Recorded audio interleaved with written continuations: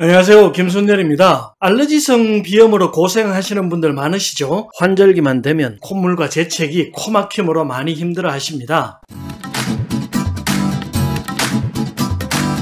눈이 붓고 가렵거나 햇빛에 과민해지기도 하고 피부염과 피부 가려움증이 생기는 분도 있죠. 이런 증상이 지속되면 만성 피로로 이어지기도 합니다. 귤에서 지르텍 같은 항히스타민제를 달고 사시는 분도 많고요.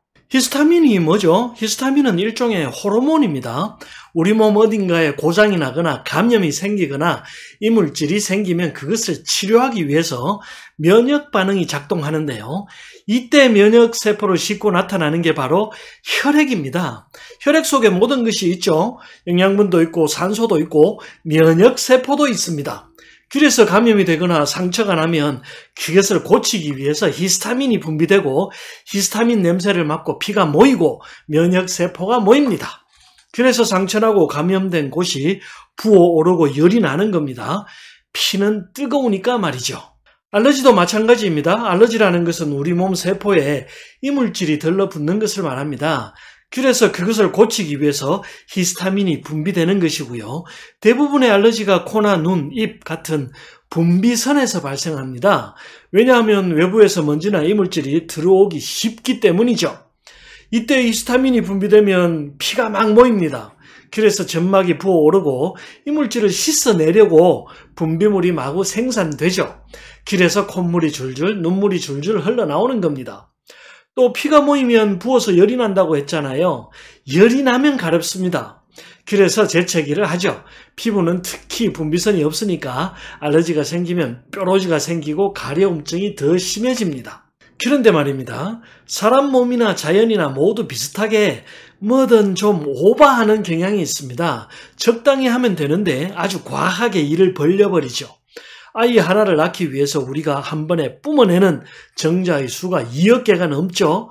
나무 하나를 만들기 위해서 나무가 뿌리는 꽃가루의 수는 상상을 못할 정도로 많습니다.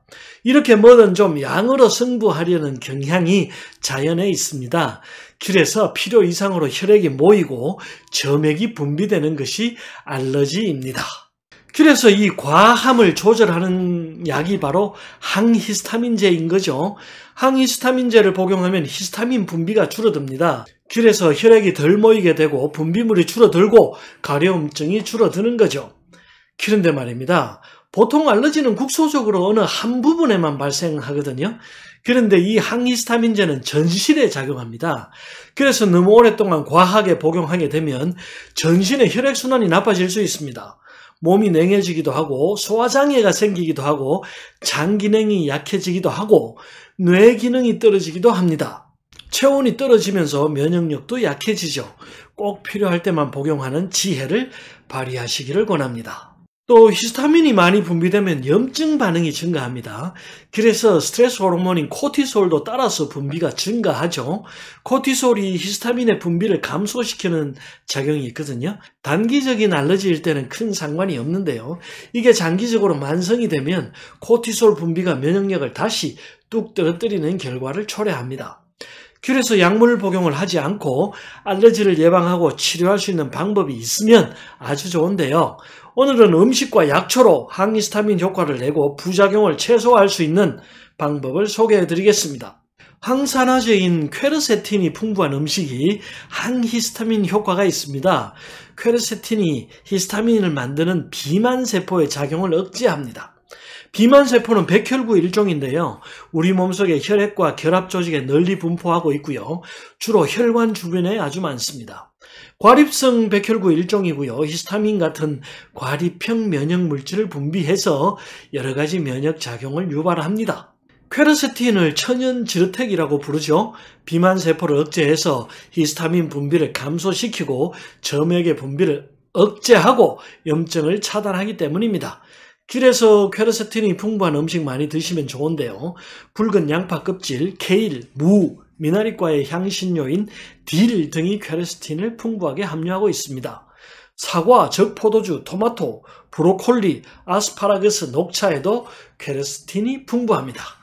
퀘르세틴은 지용성 영양분입니다. 그래서 복용하실 때 올리브 오일이나 코코넛 오일 혹은 버터를 소량 첨가해서 드시면 흡수가 더 잘 됩니다. 또 파인애플에 들어있는 브로멜린도 퀘르세틴의 흡수를 도와줍니다. ABC 주스나 해독 주스 만들 때 파인애플을 소량 첨가하는 것도 도움이 되겠습니다. 한약재 중에는 지골피와 결명자가 항알러지 작용을 합니다. 지골피는 구기자 나무의 뿌리 껍질을 말린 것입니다. 주로 허열을 내리고 염증을 치료하는 작용이 있는데요. 눈에 염증이 생기거나 비염, 구내염 등의 두루 효과가 있습니다. 결명자도 우리 몸 상부에 열을 내리고 염증을 치료하는 효과가 있죠. 그래서 알러지성 질환에 많이 처방됩니다. 지골피와 결명자가 모두 찬성질이기 때문에 생강과 대추를 약간 첨가하시면 좋고요. 지골피와 결명자를 4에서 8g 배합하시고 대추와 생강을 2g 정도 추가하시면 됩니다. 500에서 1000cc의 물에 끓이시면 알러지에 좋은 비법 약차가 완성되죠. 하루에 2, 3회 드시면 좋겠습니다. 감사합니다. 구독과 좋아요 눌러주시고 많은 분들과 영상 공유 부탁드립니다. 더 좋은 내용으로 다시 찾아뵙겠습니다.